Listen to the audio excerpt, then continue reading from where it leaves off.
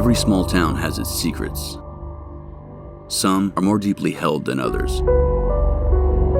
In this small Indiana hamlet known for its marshy land ideal for agriculture, the rumor mill often runs wild, twisting and manipulating those secrets like a whistling wind bending through the branches of a mature oak and maple trees in its scenic city park. That civic congregating spot, normally alive with fellowship, became a scene of horror in early October of 2002, when the body of 16-year-old Tabitha Shuck Raines was found face up in the Cicero Creek, a single gunshot wound between her eyes. Though the investigation was exhaustive, the subsequent prosecution and trials resulted in no murder convictions. So what really happened to Tabitha Raines? The truth may never be known. Those secrets have remained safe for over 2 decades. In the days and weeks after the murder, speculation ran rampant with whodunits. There were rumors of drug-fueled rage as the motive for murder. Nowadays, the case simply sits, collecting dust. Those who weren't directly affected by Raines' death have moved on. But police would eventually get a tip from an individual in Illinois that they believed put them on the right track to make an arrest. At the time of her disappearance, it was believed that Tabby was last seen alive at 6:30 p.m. on October 2nd, 2002. Tabby was being summoned to be with her friend Amanda Pratt at a local hospital where Pratt's grandmother was gravely ill and may not make it through the night. Sodders told police that Tabby stated Pratt's boyfriend, Kyle Neff, was waiting outside for her. Tabby and her husband, Michael Raines, shared an apartment behind Sodders' residence in the 400 block of Northeast Street. The couples were friends and spent time together, so it wasn't out of the ordinary for Neff to pick Tabby up. But Tabby never made it home. Michael returned home that night after school in Indianapolis, stopped by Neff's house, asked if he'd seen Tabby.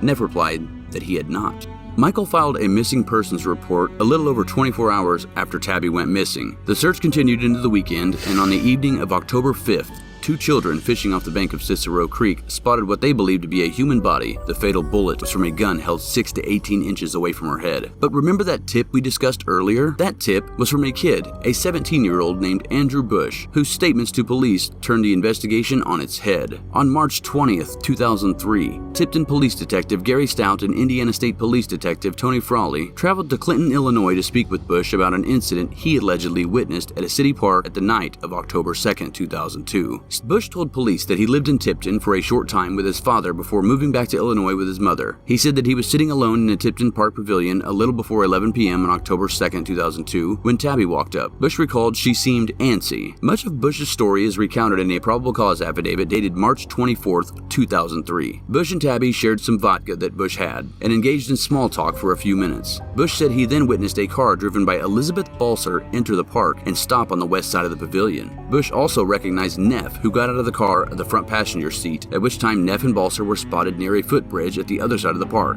This time, there was a third person, whom Bush identified as Jonathan Yates. Balser yelled and motioned Tabby over to them, and Bush joined Tabby for the trek across the park. Upon reaching the trio, Balser began accusing Tabby of stealing cocaine and demanding to know where it was. Tabby denied knowing anything about any missing cocaine, at which time Balser pulled out a handgun and pistol whipped Tabby in the side of the head. As Tabby crumbled to the ground, Bush said he lunged toward her, but Neff and Yates grabbed him by the arms to restrain him. Balser then pointed the gun at Bush, yelling, "Shut the fuck up, don't say a fucking word." Balser then turned back to Tabby, who had partially gotten up. Bush said, then Balser pointed a gun at Tabby right at her forehead and pulled the trigger. Tabby tested positive for both alcohol and cocaine at the time of her death. After Tabby fell back to the ground, Neff and Yates let go of Bush, both in disbelief about what they had just witnessed. Balser demanded Neff and Yates help her drag the body away, and as the two moved to do so, Bush said that he ran from the park, down the footbridge, and eventually all the way to his home across town. Bush's information corroborated details known by only authorities. However, Bush also admitted to consuming copious amounts of narcotics that night. He admitted to taking 100 milligrams of oxycodone, 3 or 4 milligrams of Xanax, and marijuana. Therefore, any of Bush's testimony is obviously skewed at a trial. But during Balser's trial, attorney Robert Alden tried to poke holes in Bush's testimony based on that and other details. Alden said in a recent interview that Balser had an alibi and that she couldn't have committed the murders because she was in Kokomo with her mother at Little Daddy's Entertainment Club. He submitted photos taken from an ATM surveillance camera in Kokomo to try to verify Balser's whereabouts. Alden also said the defense obtained phone records which seemed to prove that Balser bought marijuana from someone in Kokomo that night. He added that one of Balser's friends later acted like she was going to try to hook up with Bush, slipped a tape recorder under his pillow, and then asked him why he lied about Balser's involvement. Bush said it was because he just didn't like Liz, and my personal opinion is Neff was guilty. I hate that there has been no closure for this family, and they still don't know who did it.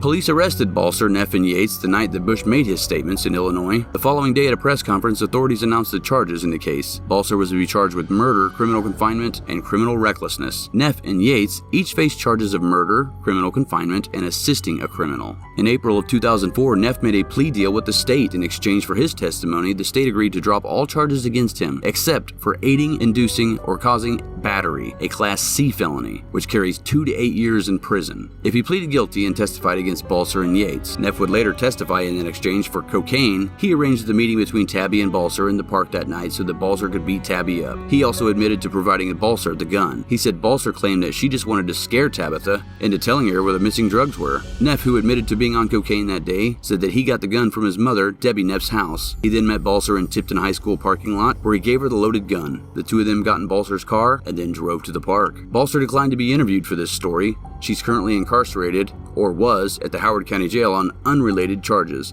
and has a lengthy criminal history including convictions for operating while intoxicated and possession of marijuana. In 2013, she accepted a plea bargain and pled guilty to a charge of operating a vehicle as a habitual traffic offender, operating a vehicle while intoxicated with a passenger under the age of 18, and operating while intoxicated with a prior conviction. Pretrial conferences were scheduled for October 2013 and 2015 for this charge.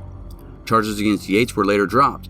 He was scheduled for his trial in August of 2004, but in mid-July, less than a month away from that trial, he was freed. All charges were dropped because the prosecutor did not think he could get a conviction considering the circumstances. The terms of the dismissal motion allowed the prosecution to refile the charge at a later time without prejudice. Attempts to contact Yates for this story were unsuccessful. As far as we can tell, he has no criminal record. In October 2004, Neff was sentenced to 8 years in prison for the aiding, inducing, or causing battery charge, but after successful appeals, he was released in January of 2006 according to the Indiana Offender Database.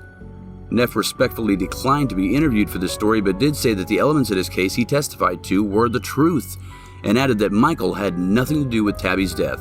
The lack of closure still haunts this family. Some people trusted the police, some people had faith in them, but it made them turn around in a whole other way when they looked at the judicial system. The police officers flip it around and you see everyone in the community cared except the police, who didn't seem to vet the information that they were getting. Tabby's mother, Buffy Parrish, said she lacks the closure that she needs as well, but is better equipped to cope with the void. She speaks often with her advocate and has an opportunity to speak with the parents of other murdered children over the years. I feel I know what happened, but no one will listen, Parrish said. I just go on living life. I believe karma will take over and God will deal with this. If I hear something, I'll report it to my advocate. I can't report it to the police. Karma seemingly smiled on Parrish in March of 2014 when she won $2 million in the Hoosier Lottery Powerball. It was exciting, but almost too exciting, Parrish said. Something like that happens and you think, wow, what do I do now? Poetic justice is how I looked at it. It was a gift. I go back to karma. You'll get good if you do good. If you do bad, eventually it's going to catch up with you. And that's how I look at people who hurt her. One day, it's going to catch up to them. But in the meantime, if you have information on the murder of Tabitha Shuck Raines, you're asking